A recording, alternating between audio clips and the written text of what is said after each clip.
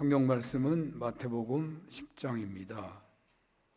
마태복음 10장 16절에서 23절까지 봉독합니다. 마태복음 10장 16절에서 23절입니다. 보라, 내가 너희를 보냄이 양을 이리 가운데로 보냄과 같도다. 그러므로 너희는 뱀같이 지혜롭고 비둘기같이 순결하라.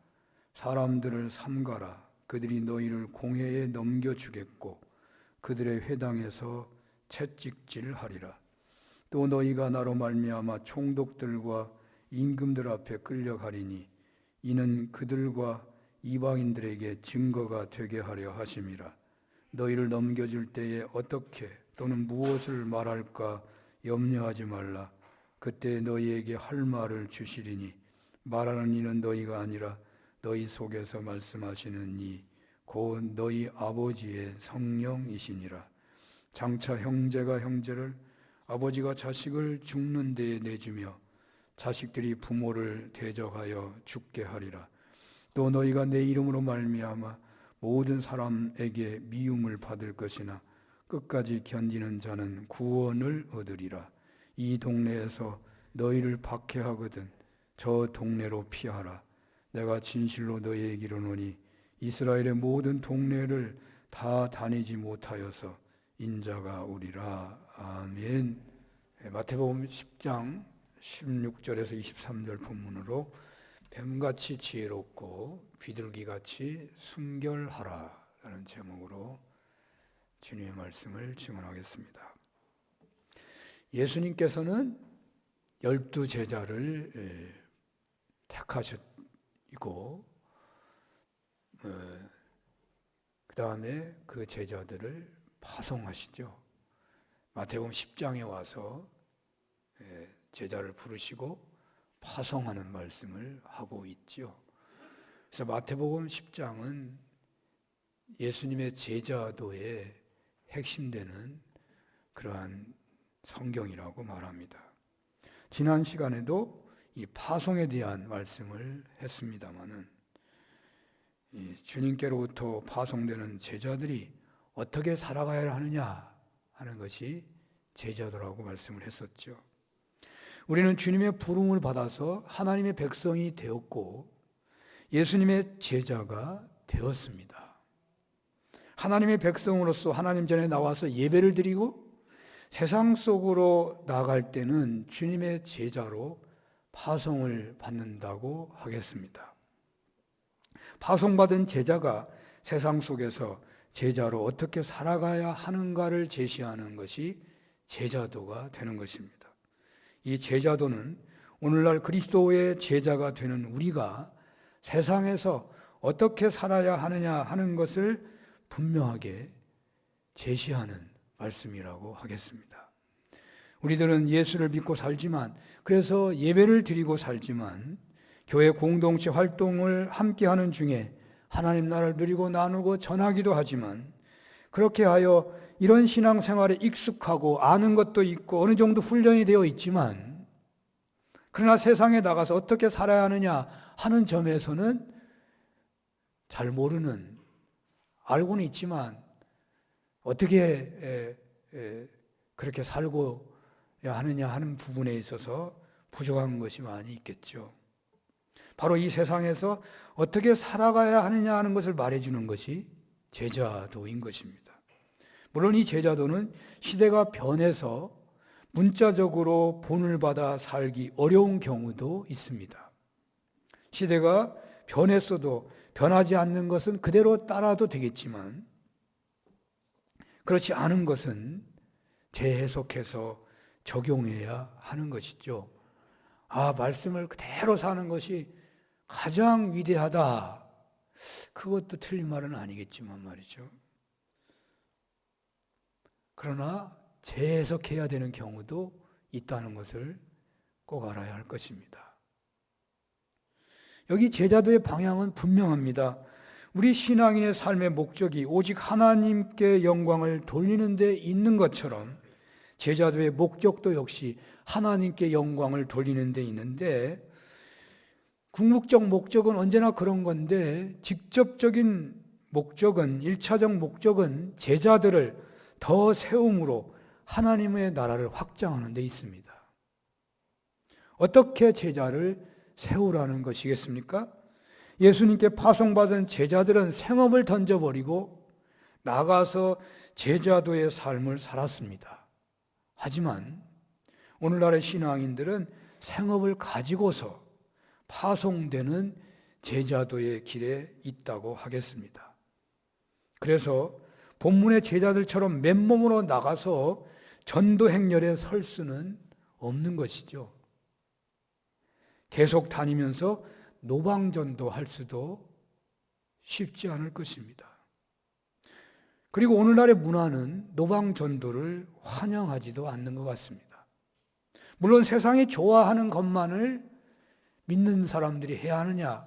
그건 아니죠. 세상이 거부해도 해야 할 일은 해야 하죠. 노방전도에 은사가 있다, 노방전도에 감동이 있다라면 해야 되는 것이죠. 그러나 성경에 기록되었다고 문자적으로 그 말씀 따라서 너도 나도 다 노방전도 한다면 좋은 일은 아닐 것입니다. 부정적인 인상을 많이 주기 때문입니다. 자, 이런 것을 다 염두에 두고서 우리가 어떻게 제자로서 세상 한복판에서 살아가야 하는 것이겠습니까? 지난 시간에 살펴본 것을 정리해 본다면 제자도의 첫 번째는 잃어버린 양을 찾으라는 것이었죠. 우리가 생업에 열심을 다하지만 하나님 나라의 확장을 위해서는 먼저 잃어버린 양들에게 마음을 두라는 것입니다. 여기 잃어버린 양은 이스라엘 사람들에게는 같은 민족을 말하는 것이에요. 부모, 형제, 자매를 말하고 내 아내, 내 남편을 말하는 것입니다. 그렇습니다. 주님은 하나님 나라 확장을 위해서 먼저 자기 민족, 자기 가족, 자기 주변의 이웃들에게 관심을 가지라는 것입니다. 내 가족과 내 이웃에게 하나님을 믿는 모습을 드러내며 복음을 전해야 한다는 것입니다. 교회 공동체, 가족 공동체에서 예수님의 사랑을 드러내고 그 사랑을 나누는 것, 바로 그것을 제자도의 첫 번째 덕목으로 세우고 있는 것입니다. 우리가 복음을 잘 전한다고 하더라도 자기 가족들에게, 주변의 사람들에게 크게 욕을 먹고 있다면 결국 복음이 전해졌어도 열매 맺기가 어려울 것입니다. 열매가 안 되거든요. 두 번째로는요, 지난번에 살펴본 대로 본문 9절 10절을 보면 알 수 있는데요, 너희 전대에 금이나 은이나 동을 가지지 말고 여행을 위하여 배낭이나 두벌 옷이나 신이나 지팡이를 가지지 말라. 이는 일꾼이 자기의 먹을 것을 받는 것이 마땅함이라 라는 말씀대로 맨손으로 나가라는 말씀인데, 이것은 오직 하나님만을 의지하라는 말씀입니다. 물질을 의지하든지 혹은 자신의 무슨 그 배경을 의지한다든지 하지 말고 오직 하나님만을 의지하며 살아가는 모습을 보여주고, 생명을 구원하는 제자 사역도 역시 하나님만을 의지하면서 해야 한다는 말입니다. 물론 우리가 하나님만을 의지한다고 해서 병이 있는데 병원도 가지 말고 약도 먹지 말아야 한다 하는 말은 아닙니다.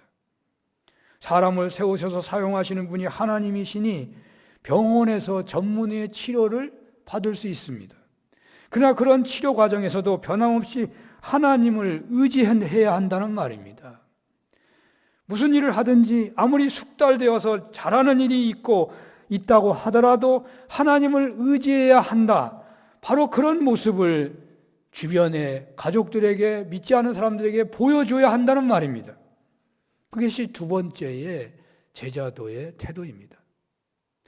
제자도의 세 번째는 거저 받았으니 거저 주라는 것입니다. 아마 우리는 아무도 복음을 전하는데 대가를 바라는 사람은 없을 것입니다. 또 교회에서 하시는 일이 직업이 아닌 한 아무도 그 대가를 요구하는 분이 없을 것입니다.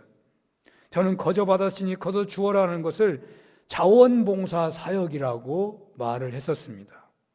우리에게 주어진 생업이 있다면 평소에 그 생업에 열중하지만 생업을 제외한 그 모든 활동은 자원봉사로 몸을 들이도록 했으면 좋겠다는 것입니다. 물론 요즘은 하나의 직업으로 생계가 어려워 투잡하는 경우도 있어 자원봉사하듯이 주님을 섬길 수 없는 경우도 있겠지만 먹고 사는 생계를 위한 삶을 제외하고는 그리스도의 제자라면 자원봉사하듯 거저받았으니 거저주는 방식으로 복음을 전해야 하겠다는 것입니다. 이 자본주의 세상에서 복음이 전해지는데 가장 영향력 있는 방법 중 하나가 자원봉사에 있지 않는가? 그것을 저는 성경에서 생각해 보는 거예요. 성경도 그렇고 우리가 해보는 것도 그렇습니다. 언젠가 저는 큰 수혜가 나가지고 수혜 복구 지원에 자원으로 교인들 한 10명과 함께 10명인지 몇 명인지 기억이 안 나요. 7, 8명과 함께 봉사로 간 적이 있습니다. 근데 봉사를 받는, 그러니까 지원을 받는 분들이 얼마나 좋아하는지 몰라요. 근데 봉사하는 사람은 더 좋은 것 같아. 주님께 쓰임받았다고 하는 것이 너무너무 좋은 거예요. 너무너무 좋은 거예요. 예수 믿는다고 말할 필요도 없어요. 그냥 우리가 밥 먹을 때 기도하는 거 보면은, 아, 저 사람들 예수 믿는구나. 그냥 알려지는 거예요. 제가 지난번에 부흥회를 자원봉사한 것을 교회 초신자의 상처 때문이었다는 부정적 이유를 들었었지만 긍정적인 이유도 있었습니다. 저는 자원봉사로 열심히 부흥회를 인도하는 분들에게 큰 빚을 진 적이 2번이나 있습니다. 다 잘 나가는 그런 목회자들이었습니다. 대학 교수이기도 하고 큰 교회에서 사역하는 분들인데 그 중에 한 가지만 소개한다면 두 부부가 목사님이었어요. 그 목사님 부부가 이 시골교회에 오셔가지고, 시골교회도 뭐 상시골이죠. 그 시골교회에 와가지고 얼마나 열정적으로 복음을 전하는지 감동이 보통 큰 것이 아니었습니다. 그런데 아무것도 받지를 않아요. 차비도 안 받는데 자기는 다 받고 산다는 거예요. 자기는 먹을 것을 충분히 먹을 만큼 받고 산다는 거예요. 근데 자기는 복음을 전하는데 내 비용으로 내가 자원해서 전하는 것이 너무너무 행복하다는 거예요. 저는 그분들의 모습 때문에 큰 충격을 받은 적이 있어요. 그때 그 큰 은혜를 받고서 나도 그런 기회가 주어지면 그렇게 하겠다, 그렇게 기도한 적이 있었습니다. 한국교회가 다시 부흥을 맞이하려면 자원봉사가 살아나야 할 것입니다. 어디 지진이 났다, 어디 수해가 났다, 어디 불이 났다, 자원으로 가서 봉사하는 사람들이 믿는 자만 된다면 그것보다 더 좋은 복음 전파 방법이 없을 것입니다. 복지사역을 하는 자원봉사, 노인을 돌보는, 어린이를 돌보는 자원봉사가 살아나야 교회가 살아나요. 교회 안에서의 봉사도 우리가 더 많이 할 수 있어야 합니다. 교회 학교에 뭐 도울 일이 없습니까? 청소하는 분이 청소한다 하더라도 우리가 할 일이 많다고요. 우리가 교회를 가꿔야 할 일이 많이 있다고요. 그 자원봉사가 살아나야 하는 거예요. 특히 목회자의 자원봉사하는 부흥회가 살아나야 교회가 살아나가겠다 하는 생각이 들기도 해요. 아니, 아무리 유명한 목사님이라도 그냥 부르면 그냥 와가지고 말씀을 전하고 복음잔치를 해주는 거예요. 한국교회 전체가, 큰 교회들이 다 하고 나서는 거예요. 한국교회가 안 살겠어요? 언젠가 노예에서, 모든 노예 활동에서 여비를 주는데 그 여비를 폐지하는 것에 제가 앞장을 선 적이 있었어요. 그런데 노예가 그걸 관철해가지고 노예 모든 여비를 없애버렸더니 이 노예 활동이 잘 안 되는 거예요. 여비를 안 주니까. 물론 개척교회 목사님도 많고 어려운 목사님들이 많아서 교회 생활비도 안 되니까 어려움이 있었을 것 같아요. 저 같은 경우라면 생활비를 주니까 노예 활동도 교회 활동이니까 아무것도 안 줘도 된다. 우리는 자원으로 하는 것이다. 근데 노예가 그걸 1년 하다가 중단하고 말았어요. 그러나 저는 한국교회가 총회에서부터 모든 섬기는 것을 자비로 하도록 그렇게 그런 바람이 불었으면 좋겠습니다. 더 나아가 공직 중에 국회의원 같은 경우에 그냥 여비만 주고 국회의원을 했으면 좋겠습니다. 그게 좋은 사회입니다. 그런 봉사가 방향을 잡아가야 한국 사회가 좋아지는 거 아니겠어요? 그래 믿는 자들이 앞장서는 것이죠. 그렇습니다. 테레사 수녀 같은 분이 위대한 것은 자원봉사였기 때문인 거예요. 그가 그 일을 통해서 큰 부자가 됐다면 그는 유명할 수 없습니다. 그녀가 그 힘든 사역을 잘 감당할 수 있었던 것은 하나님 앞에서 자원으로 사역을 했기 때문일 것입니다. 자원봉사는 아름답고 능력이 있습니다. 주님은 거저 받았으니 거저 주라고 하시는 것입니다. 그리고 오늘 본문에서 네 번째로 아주 중요한 제자도를 제시하고 있습니다. 세상은 제자들을 박해한다는 것이죠. 그 박해 속에서 어떻게 살아야 하느냐 하는 것을 말씀해 주고 있습니다.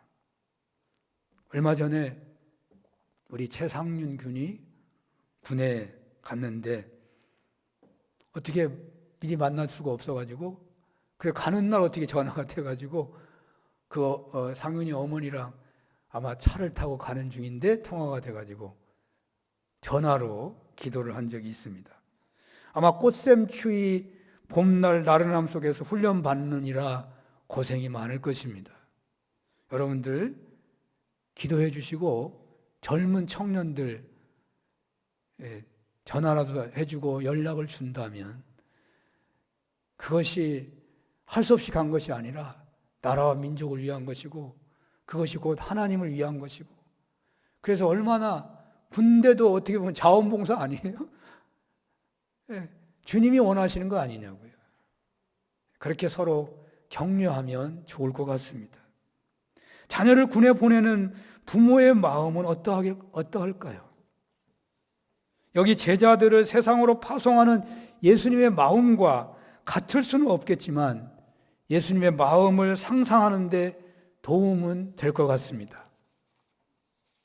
오래전입니다만 어떤 청년이 군에 가는데 자기 아버지가 우셨다는 거예요. 깜짝 놀랐어요. 아버지가 우시는구나. 아마 요즘에는 어머니도 울지 않을 것 같은데 오히려 군에 가는 아들들이 눈물을 보이는 경우가 있지 않을는지 모르겠습니다. 눈물은 보이지는 않겠지만 안 갔으면 하고 힘들어하는 모습에 부모님들의 안타까움이 클 것입니다. 마음이 안쓰러워도 우리나라의 현실은 아들을 군에 보내야 하는 것이죠. 오늘 본문에서 예수님께서는 제자들을 파송하시는 것이 양들을 이리 가운데 보내는 것임을 직시하면서도 끝내 보내셔야 했던 것은 땅끝까지 흩어져 있는 하나님의 백성들을 불러내야 했기 때문이셨습니다. 예수님의 초림으로 시작된 구원의 역사 땅끝까지 속히 전해져야 했기 때문입니다. 그러므로 이 사명은 그리스도인들의 최고의 사명이 되는 것입니다. 예수님을 따르는 우리들은 예수님의 이 마음을 읽을 줄 알아야 하는 것이죠. 부모님 마음을 읽을 때 효도하고 남편과 아내의 마음을 읽을 때 부부의 사랑이 윤택해지고 제자들은 스승의 마음을 읽을 때 그 선생님을 배우고 닮아가게 될 것입니다. 우리 신앙인들이 예수님의 마음을 읽을 때에 우리의 신앙 영성은 자라게 되는 것이죠. 그런데 자식이 부모의 마음을 언제 비로소 잊게 되냐면 부모가 되어봐야 잊게 될 것입니다. 우리가 진정 예수님의 마음을 읽으려면 자신이 사랑하는 자녀를, 그러니까 오늘 본문에 나오는 예수님의 마음을 읽으려면 자신의 사랑하는 자녀를, 사랑하는 식구를 제자를 파송하는 헌신에 참여해 봐야 비로소 알게 된다는 그런 이야기들이 있습니다. 만약 이 시간에 복음을 전하기 위해 저 중국이나 아프리카나 중남미 오지로 자기 자식을 선교사로 파송하시는 분이 계시다면 오늘 본문의 예수님의 마음을, 즉 양을 이리 가운데 보낸다는 그 안타까운 마음을 잘 읽을 수가 있을 것입니다. 그리하여 마음에 아픔이 있기는 하지만 주님이 하신 그 귀한 일에 쓰임받는다는 감격이 있고 그분은 그래서 그 영성이 더욱 자라고 풍성해지게 될 것입니다. 신앙이 점점 몸이 건조해지고 그래서 정상적인 방법으로 교회를 뜨겁게 하는 그런 경향성이 정상적이지 않는 방법으로 교회를 뜨겁게 하는 그러한 경향성이 나타나고 있는 거죠. 신천지가 그런 거예요, 사실은. 완전히 비정상적인 방법으로 마치 하나님이 개입한 것처럼 우연한 사건으로 꾸며가지고 사람들을 끄집어내고 오늘날 전도 방법이 일반 교회도 그런 방향을 따라가는 경향성이 있어요.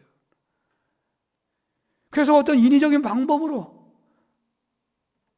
그래가지고 무슨 어마어마한 그런 영성이 막 일어나는 것처럼 드러나기도 하지만 말이죠.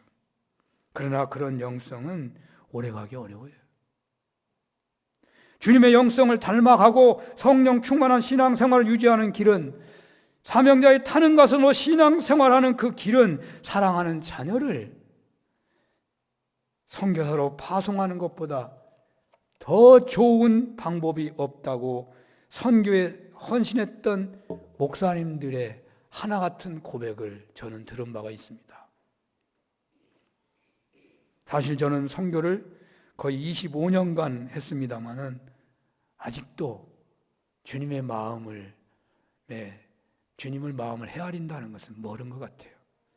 왜냐하면 제 가족이 선교사로 나가지 않는 이상 예수님의 마음을 있는 그대로 이해하기는 어려울 것 같습니다. 저는 우리 교회에서 이런 파송의 역사가 있었으면 하는 간절함이 있습니다. 왜 사도행전의 안디옥 교회가 대단한 것입니까? 그 교회 지도자, 그 교회를 세운 그 교회의 부모 역할을 했던 바울과 바나바를 금식 기도하고 선교사로 파송했기 때문이 아니겠습니까? 이것보다 귀한 신앙 훈련은 없을 것입니다. 저는 선교에 제가 계속 이렇게 정진할 수 있었던 것은요, 선교에 매달렸더니 선교의 현장에서 갔던 그 현장을 보고 온 사람들이 다 변하기 시작하더라는 거예요. 가서 보니까 하나님의 살아계시는 게 보이고, 가서 보니까 예수님이 얼마나 그들을 사랑하시는 것이 보이고, 그들이 얼마나 불쌍한 것이 보이고, 우리 한국교회에 임한 하나님의 사랑이 얼마나 놀라운 것인가가 드러나기 때문에, 체험하기 때문에 선교는 하무할수록 하게 되더라고요.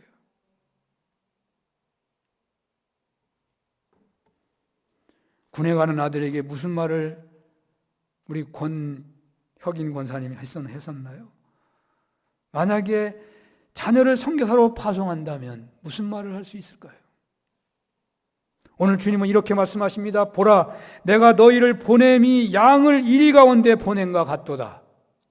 그러므로 너희는 뱀같이 지혜롭고 비둘기같이 순결하라. 양을 이리 가운데 보내는 것과 같다는 말씀에서 양은 제자들이고 이리는 세상 사람을 말하는 것이죠. 유대인들에게 이리는 이방인입니다마는 여기 제자들에게 이리는 유대인과 이방인들이에요. 오늘날 우리 믿는 사람들에게 이리는 세상 불신자들, 불신 권력자들 이렇게 됐죠. 바로 그들이 너희를 박해할 것이라는 말입니다. 오늘날도 복음을 전하는 중에 박해를 받는 일이 초대교회는 같지 않겠지만 다른 형태로 분명히 있습니다. 식구들에게 핍박을 받기도 하고 많은 사람들에게 미움을 받기도 할 것입니다. 그러므로 너희는 뱀같이 지혜롭고 비둘기같이 순결하라고 말씀하십니다. 오늘날도 참되게 믿고자 하는 분들에게 세상은 핍박을 하고 미워하고 색안경을 끼고 봅니다. 이런 세상에서 어떻게 살아야 하느냐? 주님은 뱀같이 지혜롭고 비둘기같이 순결하라고 말씀하십니다. 뱀은 창세기 3장 1절 이후로 간사함의 상징이고 아가서 5장 2절, 6장 9절에 의하면 비둘기는 흠없이 순결한 신부, 정결한 신부를 상징합니다. 유대인의 문헌에는 이런 말이 있습니다. 너희는 나에게 비둘기같이 순결하고 세상 열방에 대해서는 뱀처럼 지혜로워야 한다. 여기 말씀에 따른다면 하나님을 믿으면서 세상 속에서 살아가는 신앙인들에게는 지혜로움과 순결함이 항상 결합되어 있어야 한다는 말입니다. 순결함이 없는 지혜는 창세기 3장의 뱀처럼 간사함이나 거짓이 되기 쉽고, 지혜가 없는 순결함은 이리들의 포위와 공격 속에 속수무책인 양이 되어버린다는 것이죠. 주님은 우리들에게 뱀같이 지혜롭고 비둘기같이 순결하라고 말씀하시는데, 그것이 과연 어떤 삶을 말하는 것일까요? 아마 영성가들마다, 또한 해석하는 사람마다 다양한 해석들이 있을 것 같아요. 저는 직장 선교에 탁월하게 쓰임받았던 방성기 목사님이라는 분이 계신데, 이분이 쓴 책이 뱀처럼 지혜롭고 비둘기처럼 순결하라, 뭐 이런 책이 있더라고요. 그 책의 도움을 받으려고 합니다. 그러니까 이분은 직장인들의 복음화를 위해서 한 생애를 바치다시피 한 분이거든요. 그래서 직장 생활, 이 세상에서 뱀처럼 지혜롭고 비둘기처럼 순결한 것이 뭔가를 깨달은 대로 그 책에다 써놓은 거거든요. 제가 거기서 두 가지만 이 시간에 전하려고 합니다. 뱀같이 지혜롭고 비둘기같이 순결하게 이 불신의 세상에서 살아가는 최고의 방법은 생육하고 번성하라는 하나님의 축복의 말씀을 믿고 남보다 더 땀 흘려 열심히 사는 데 있다는 것입니다. 좀 엉뚱한 것 같죠? 이 세상에서 공격하고 핍박하고 색안경 끼고 보고 있는 이 불신의 세상 한복판에서 뱀처럼 지혜롭고 비둘기처럼 순결하게 사는 최고의 방법이 뭐냐? 생육하고 번성하라는 이 하나님의 축복의 약속의 말씀을 믿고 다른 사람보다 더 땀 흘리고 수고하고 노력하며 살아가는 것이라고 말씀한다니까요. 생육하고 번성하라는 하나님의 축복의 말씀을 믿고 어떤 자리에 있든지 간에 남들보다 더 열심히 살아가기만 한다면 그 사람은 그 시대의 그 자리에서 가장 지혜롭고 순결하게 살아가는 신앙인이 될 수 있다는 말입니다. 이건 체험적인 말이에요. 그냥 한 말이 아니에요. 저는 수도원 운동하는 분들 혹은 특별한 기도원 운동하는 분들을 통해서 여러 번 들었습니다. 우울증이 있고 정신질환이 있고 삶이 어떻게 살아야 할지 모르고 방황하는 사람들, 그냥 그곳에 와가지고 한 달만 땀 흘려 일만 시키면 사람이 거의 다 치료되더라고요. 죽도록 그냥 일만 시켰는데 자동적으로 다 낫더래요. 자동적으로. 그거 신기한 일이죠. 땀 흘려 일하고 그 자라는 식물들을 보고서요, 사람들이 얼마나 치료되는지 모르는데. 그렇게 하는 그런 선교단체가 있어요. 저기 중국에 있어요. 애시먼이라고. 그것도 뭐 선교단체라고 할 수는 없지만 거기는 장애인 단체인데, 외부에서 그 애시먼을 도우러 오는 사람이 있으면 무조건 일을 시켜. 거기는 그냥 하루 종일 죽으라고 일만 시킨대. 그리고 밤에는 그냥 집회를 하고. 근데 그렇게 일을 하고 집회하고 간 사람들이 변하는 거예요. 미국에서 얼마나 많은 젊은이들이 그걸로 가는지 모른다고 그러더라고요. 아니, 돈 내고 돈 주고 가서 봉사 와서 실컷 일만 하고 가는데 그 사람들이 갈 때는 너무너무 좋아가지고 가는 거예요. 은혜 받아가지고. 개미와 배짱이라는 우화를 다 아시죠? 누가 지혜롭고 순결합니까? 요즘에는 이런 우화조차도 단순하게 해석하지를 않아가지고 예화로 들기가 어렵지만, 어쨌든 분명한 것은 더 땀 흘려 노력하며 살아가면 세상 유혹에 빠질 위험성이 낮아집니다. 반면 한가롭게 지내게 되면 불평, 불만, 비판은 입에서 떠나지 않을 것이고, 그러다가 죄짓기 쉽고 땀 흘려 얻은 대가의 열매는 감사가 넘치게 하지만 열매 없는 부족함에는 고통이 있고 혹 노력이 없이 얻게 되는 열매는 죄악을 낳게 되는 거 아니겠습니까? 그렇습니다. 생육하고 번성하라는 축복의 말씀을 확실히 믿고 더 땀 흘려 공부하고 더 열심히 노력하며 살아가는 것이야말로 최고의 지혜와 순결의 삶을 살아가는 것이라는 것입니다. 여러분 가정에서 여러분의 어떤 일이 주어졌든지 간에 다른 사람보다 한 번 더 열심히 한번 살아보십시오. 봉사를 하더라도 무슨 일을 하더라도 더 땀을 흘리고 더 열심히 사는 거예요. 하나님은 반드시 생육하고 번성하게 복을 준다고 약속하셨으니 내가 주어진 그곳에서 더 열심히 사는 거예요. 그러면 하나님이요 지혜를 주신다고요. 그러면 하나님이 순결하게 해주신다니까요. 이런 은혜가 있으시기를 축원합니다. 두 번째로 세상에서 뱀같이 지혜롭고 비둘기같이 순결한 삶을 살려면 어떻게 살아가야 하느냐? 방성기 목사님이 쓰신 책에서 받은 영감인데요. 매 순간 하나님을 모시고 살아가면 됩니다. 부활절기를 따라 설명한다면 부활하신 예수님, 그 예수님은 부활을 믿고 따르는 신앙인들에게 함께 하시는 거잖아요. 부활하셨으니까 언제나 살아계셔서 함께 하는 거예요. 아까 찬양도 했지만 그 살아계신 하나님 우리에게 말씀하신다잖아요. 부활하셔가지고 우리 함께 계셔요. 그러므로 매 순간 내 안에 계시는 부활하신 예수님을 바라보고 살아가면 되는 것입니다. 어떤 배달원이 배달 나갈 때 혹은 어떤 사업을 하는 사람이 이거 여러 번 들은 얘기라 나갈 때마다 입구에 그에다가 인사를 하고 나간대. 누구를 쳐다보고 인사하는가 보니까 아무도 없는 거죠. 그래서 그 사람에게 아무도 없는데 다녀오겠습니다 하고 나가냐 그랬더니 대답인즉 나는 항상 이 일을 하나님 모시고 하기 때문에 그렇게 인사를 하고 간다는 거예요. 하나님을 모셨다고 확신하고 사는데도 불구하고 내가 바쁘기만 하면, 내가 좀 힘들기만 하면, 내가 다른데 한눈 파는 순간에 하나님이 같이 하시는 것을 잊어버리기 때문에 자꾸만 그렇게 인사하면서 하나님이 함께 하시는 것을 상상하고 그렇게 훈련을 했더니 하나님이 함께 하는 걸 더욱 체험하게 된다는 거예요. 여러분, 상상이라는 것이 대단한 능력이 있습니다. 상담에서 사람을 치료할 때도요, 원수된 사람하고의 화해 방법도 옆에 사람이 있는 것처럼 상상하라고 해요. 그리고 원수하고 말을 시켜요. 사람도 없는데.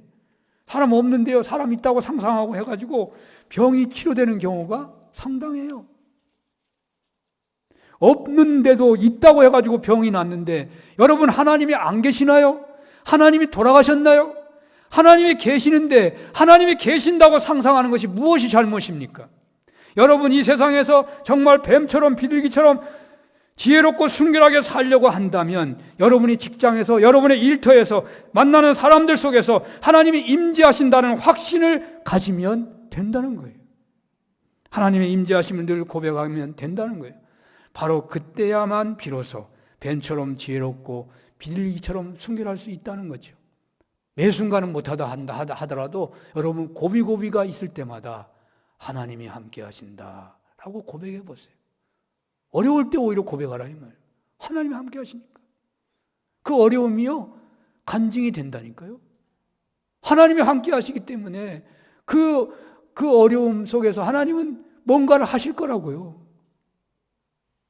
오늘 본문 19절에서도 20절에서도 너희를 넘겨줄 때에 어떻게 또는 무엇을 말할까 염려하지 말라. 그때 너희에게 할 말을 주시리니 말하는 이는 너희가 아니라 너희 속에 말씀하시는 이 곧 너희 아버지의 성령이시니라 라고 하셨습니다. 하나님의 성령이 언제나 함께 하신다는 믿음 아래서 살면 어떤 박해의 자리에서도 하나님의 도우심이 임하시기 때문에 핍박이나 환난에 굴복하지 않고 지혜롭고 순결하게 살아간다는 거예요. 성경에서 그 대표적인 인물을 꼽는다면 누구나 요셉이나 다니엘을 꼽을 것입니다. 요셉은 하나님의 임재를 확신했기 때문에 보디발의 유혹 속에서 그 유혹을 뿌리칠 수가 있었습니다. 그는 얼마나 지혜로운 사람입니까? 다니엘의 경우를 봅시다. 다니엘은 포로로 바벨론에 잡혀간 인물입니다. 그는 뽑혀서 이방 나라의 왕궁에 살게 됩니다. 그는 하나님을 모르는 사람들과 사는데 신앙을 지키기가 얼마나 어려웠겠습니까? 그러나 그는 신앙도 지켰고 그는 그곳에서 성공자가 됩니다. 우리는 다니엘에게서 배울 것이 많습니다. 이 광야 같은 세상 한복판에서 어떻게 살 것인가를 배울 수가 있는 것이죠. 그는 어떻게 했느냐면 그는 이방 나라의 문화와 학문을 배우는데 주저하지 않습니다. 어떤 사람은요, 예수를 잘 믿기 때문에 자신은 세상의 한눈을 절대로 팔지 않는데요. 세상의 문화에는 아예 귀를 막아버려요. 영화도 절대 안 봐요. 세상의 책은 아예 가까이도 하지 않아요. 그냥 맨날 성경만 봐요. 그게 잘하는 것 같기도 하지만 왠지 모르게 좀 그렇기도 해요. 제가 보기에는. 여러분, 우리는 세상 문화를 완전히 벗어나 살 길이 없습니다. 세상 문화를 완전히 담을 쌓게 되면요, 여러분은 복음을 전할 기회를 붙잡을 수가 없는 겁니다. 안 믿는 사람에게 있어야 복음을 전하지. 안 믿는 사람하고 어울려야 복음을 전할 기회가 오는 거죠. 죄를 지을 수 있다고 해가지고 다 담을 쌓아버린다면 어떻게 하겠어요? 여러분, 우리는 세상 문화에서 완전히 벗어나 살 수 없다고 봐야 돼요. 우리는 세상에 속하지는 않아야겠지만 세상을 떠날 수는 없는 거예요. 여러분들 자녀를 학교에 안 보내면요, 이단이에요.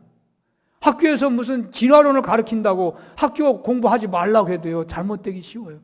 가르쳐야 돼요. 다니엘은 자기 이름을 바꾸는데 그렇게 번민하지 않습니다. 외국 이름으로 자기 이름을 바꾸는데 한마디도요, 거부 반응을 보이지 않아요. 그런데 거부한 것이 하나 있죠. 뭐냐면 왕의 진미와 포도주를 거부합니다. 그런데 무작정 거부한 것은 아니에요.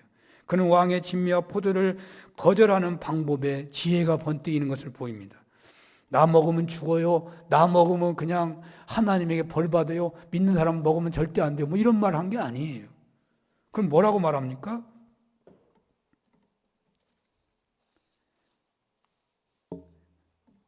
우리 11절, 다니엘서 1장 11절에서 13절 한번 볼까요? 시작. 환관장이 다니엘과 하나냐와 미사엘과 아사랴를 감독하게 한 자에게 다니엘이 말하되 청하오니 당신의 종들을 열흘 동안 시험하여 채식을 주어 먹게 하고 물을 주어 마시게 한 후에 당신 앞에서 우리의 얼굴과 왕의 음식을 먹는 소년들의 얼굴을 비교하여 보아서 당신이 보는 대로 종들에게 행하소서 하매. 아멘. 다니엘은 감독관에게 나는 채식만 먹어도 하나님 나를 건강하게 키워주실 줄로 주십니다. 내가 왕이 내려주신 진미를 먹지 않으면 내가 파리하게 되든지 병이 들든지 지혜롭게 못하게 자랄까 봐 그러시는데 나는 그것을 안 먹어도 하나님이 지혜롭게 해주시고 건강하게 해주시고 또 아름답게 키워주실 것이 분명합니다. 그런데 그냥 그렇게 한다면 저를 못 믿을 테니까 열흘만 좀 시험만 해주시고 만약에 그게 맞다면 제 말을 꼭 들어주세요. 이렇게 했다는 거예요. 물론 이렇게 했어도 안 들어줄 사람은 안 들어주겠지만 그러나 다니엘의 기도와 다니엘의 지혜로 이 말을 들어주었고 그리고 보니까 열흘 지났는데 고기 먹고 뭐 왕이 준 음식 먹은 거나 식물만 먹은 다니엘이나 사실은 다니엘이 더 멋있지 않았겠어요? 여러분 고기 많이 먹는다고 좋은 게 아니거든요. 다니엘이 훨씬 아름답고 훨씬 더 지혜로운 거예요.